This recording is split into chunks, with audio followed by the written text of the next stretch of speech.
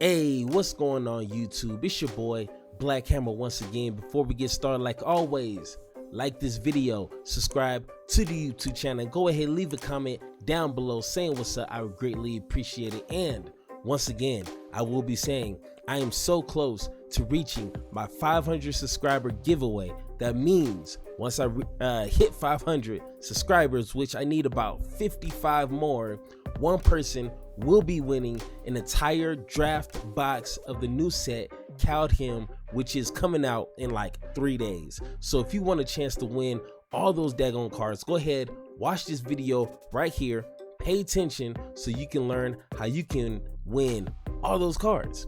Enough said though, let's get into the build of today. Let's go. All right guys, so as you can see, we are on EtherHub once again, and no, I'm not sponsored just yet, but trust me, they're gonna be knocking down on my door asking me to sponsor them, but that's another story. But we're on EtherHub, and as you can see, it's Boros, two of my favorite colors mushed in together. I love the warriors, I love the knights, just the human aspect with swords and equipments. That's one thing I love about playing Magic. And I actually believe this is an amazing tribal. And speaking of tribal, I'm just gonna vent just real quick, so hear me out. I was watching CBG or Covert Go Blue. Yeah, that dude. I was watching him today. He had this whole 50 decks that he was building, and he lost me after like the first 30 seconds, bro. I am telling you guys, if you're building a tribal, and as you can see, I have all warriors. And if one of these creatures is not a warrior, you do not have a tribal. Look it up in the dictionary, bro. You do not have a tribal. Do not call it a tribal if you have cards other than the majority. You just have a mix of creatures in your deck. Do not call it a tribal. That's one thing that just annoys the hell out of me. This is a pure warrior tribal. Every creature in this deck is a warrior, so therefore this is a warrior tribal. That's not hard to understand. But anyway, enough about that. This is, as you can see, a beautiful curve. This is one of the beautifulest curve, if that's a word. It's a word now. Beautifulest curve I've done so far, and it's actually, once again, on paper should work. Now we're gonna get into it, some of the synergy, so you can kind of figure out what's going on. So let's start with our one drops. We have 4 copies of Shock. Now, yes, there's a lot of other removal, but once again, we have so much in these other slots that adding more to our 2 slots, as you see over here, adding more to our 3 slots would be too much, and our 4 slot needs to be short and simple, because this is trying to be somewhat of an aggro, but can kind of transform into a mid-range. So we don't want too much clogging up over here, and we already got a lot going on, so I kind of had to keep this simple. If you're dealing with a 6/6 creature, bro, you're gonna have to equip it with something and deal with it.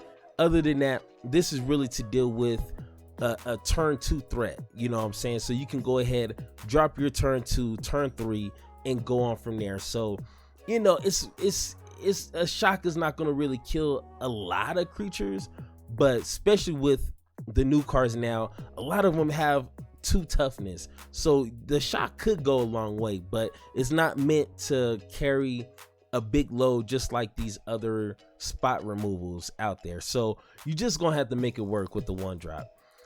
Fight as one, I have 3 copies of, because once again, a lot of people are going to be playing removal. You have a lot of key pieces that you need on the battlefield, so you need to protect your assets, you know what I'm saying? So I think fight as one will help. It says choose one or both, but you should be able to choose both. The first mode is target human creature you control gets +1/+1, da da da. And the other one says target non-human creature you control, it gains indestructible, and you know the rest. So as you can see, we have human warrior, and then the rest are non-human warriors. So you should be able to cast both sides of this, so you really get a lot of value for this one drop instant speed, bro. We're not playing nothing that is sorcery speed, bro. We is moving way too fast for that. Then we got 4 copies. You could break it down to 1, but I feel with this being a 2 toughness, bro, your opponent is gonna see this, they're gonna read it, they're gonna know your plan, and they're gonna kill it. Trust me, bro. They do not want this creature on the battlefield for too long. So I think 4 copies is enough. If you really want to break it down, go to 3. You could add another intimidator, but I really don't like intimidator that much, but that's just my personal opinion. But this dude right here, Cole the Forge Master, he is Boros colors, legendary creature, so you're really gambling, but you can 3 copies. It's a 2/2, and it says whenever another non-token creature you control dies, if it was enchanted or equipped, return it to its owner's hand. So your opponent's gonna kill it just off that text alone. So that's why you kind of want to make sure you have this on the battlefield. And it also says creature tokens you control that are enchanted or equipped to get +1/+1. We don't have tokens.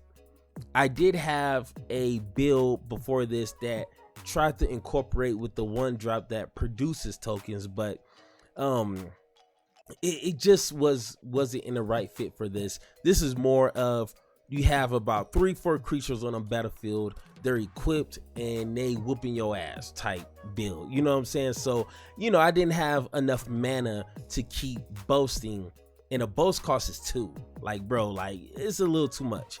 But the top half of this card is what's important. Then we got 3 copies of Intimidator. We all know this card. It's cool. I don't want to say I hate it, but it says you can choose one, pay 1, choose 1. More than likely I'll be choosing the second mode. Target creature becomes a coward until end of turn, so this is a good way to get some extra damage in, stop a questing beast from defending, or a Gagaroth or anything stupid out there from defending, so you can go ahead and get that extra damage in. So he will play a part, but just with that 1 toughness, bro, like, you know what I'm saying, it's hit or miss with him. Then we got 4 copies. Like, I wish I could add 2 more, but that's kind of illegal. But we got 4 copies of Seasoned Hollowblade. Now, if you're playing anything to me with equipped or aggressive, aggro-ish, you gotta have this card. To me, this is probably one of the best white creature cards out there. It's a 2-drop, 3/1.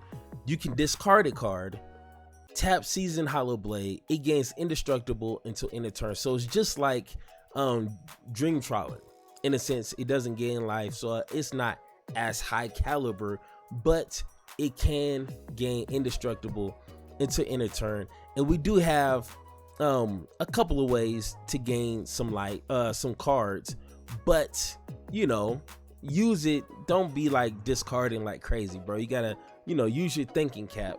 But if you can, this card will be one of your best cards. Then we got 3 copies of Fearless Voyager. I'm not gonna even try to pronounce her first name. It's a 3-drop legendary creature, and it's a reason why we got so many legendary creatures. Just hold on. It's a 3/3 body. It says whenever you attack a player with 1 or more equipped creatures, draw a card. So boom, there you go. Have 2 creatures equipped attacking, you draw 2 cards. Or I believe just 1. I don't know, like, I haven't played standard in such a long time. But you draw a card. And you can play one planes, and it says you may unattach an equipment from a creature you control. If you do, tap that creature and it gains indestructible until end of turn. So as you already know, we're gonna be equipping the hell out of our creatures. So you just gotta leave that one white mana open and you should be good. Then let's get into let's get into our other creatures here. Then we got Resplendent Marshal. It's a 3-drop double white, so be careful with your mana. Angel Warrior, 3/3 flying, and it says when this creature enters the battlefield or dies, so that's 2 triggers, bro, or unless they exile it, you may exile another creature card from your graveyard. When you do, put a +1/+1 counter on each creature you control other than this creature here that shares a creature type with the exiled card. So that's why it's so important to play a tribal correctly, so all your creatures can bask in the amazingness of +1/+1 counters. So as you know, you could go down to 3 copies. I mean, it's not legendary, so you can go crazy with this card. So 3-4 copies is just enough. Then we have Torolf, God of Fury. So 4-drop double side, and I can't flip the card on here for some reason, but I will be reading you the equipped card once we get to our equips. But the creature side, and I have 2 copies of God of Fury, because his equipped side is decent, but not like, slap your mama decent. But legendary creature, 5/4 trample, and it says whenever a creature or planeswalker in opponent control is dealt excess non-combat damage, Torolf deals damage equal to the excess to any target other than that permanent. So once again, we have shots, gotta make it work. The other side of it, which is the equipped card, will probably be doing most of that excess damage. And the beautiful thing about this is you can play the creature side and you can play the flip side of it. It doesn't have the same name, so having 3-4 copies of these legendary creatures is not bad no more, because you can play 2 of them. So, but I think 2 copies is just enough. Then we got Halvar, God of Battle. So 4-drop, once again, double white, and we have 3 copies. And it's a 4/4 body, and it says creatures you control that are enchanted or equipped have double strike. So we really want this dude out there. And it says at the beginning of each combat, you may attach target aura or equipment attached to a creature you control to a target creature you control. So if you have, Skyclave attached to this dude here and you really want it on Legion Angel, boom, there you go. You can do that for free. Don't have to pay the tax for that. And speaking of Legion Angel, we have 1 copy in the main build, and there it is. We got 3 copies in a sideboard.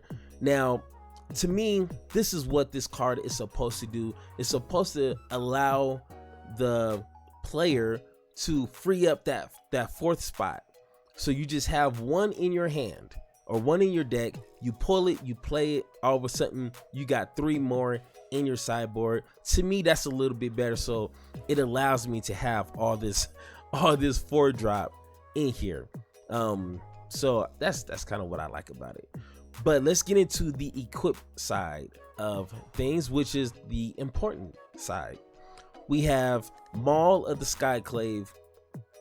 Of course, this is probably one of the best equipments in standard, to me anyways. It's a 3-drop, and it says when this enters the battlefield, you can quickly attach it to target creature you control, so you don't have to pay the equip cost. That's one thing I tried to stay away from, but It is what it is. And it says equipped creature gets +2/+2 and has flying and first strike. Bro, that still blows my mind that they put all that on this one equip. It only costs 3 and equips for free. So I got 3 copies of that because once again I got a plenty in my 3 slot. Then with God of Fury, let me pull up my phone here. It says, let's put it up here. It's a legendary artifact equipment, and you can play it for 2, but you have to equip it for 2. And if I'm doing this right, you should see it on the screen. And it says equipped creature has pay 2, tap, unattach Thorof's hammer, whatever it's called. It deals 3 damage to any target. Return Thorof's hammer to its owner's hand. Equipped creature gets +3/+0 as long as it's legendary. So we have plenty of legendary creatures. Boom, boom. There's legendary, and there's legendary. So it benefits our legendary creatures, and you can pay 2, tap it, unequip it, and deal 3 damage to any creature. So what you want to do, if you have the human side or the god side, I don't know why I say human, he's a god, bro. If you have the god creature on the battlefield, then you can go ahead and play Thor's hammer off your opponent's creature's forehead. You know what I'm saying? That easy. This creature, let's go ahead and flip it. It says it's Sword of the Realms. It's a 2-drop legendary artifact equipment, and it says equipped creature gets +2/+0 and has vigilance.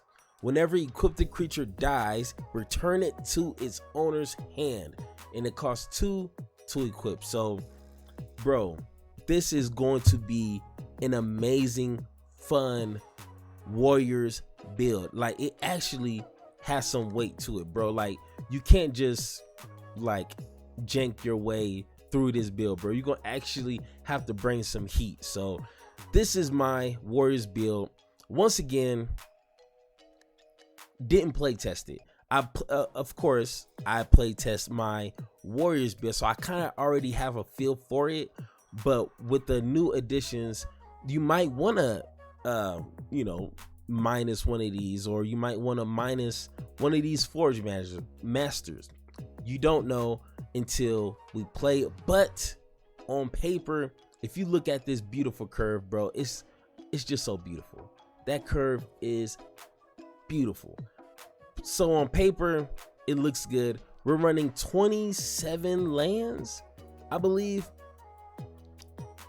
26 lands. So we're running 26 lands. Once again, when it comes to arena, sometimes it's just a little weird with 24, 25 lands. It gets a little weird, so I always like to play at least 26 so I can hit my 4 lands smoothly. So guys, if you have any suggestions, anything to make this a little bit better, bro, I'm all ears. I don't claim to be a professional, so I will listen to some good advice, and whatever I need to do to make this better, you let me know.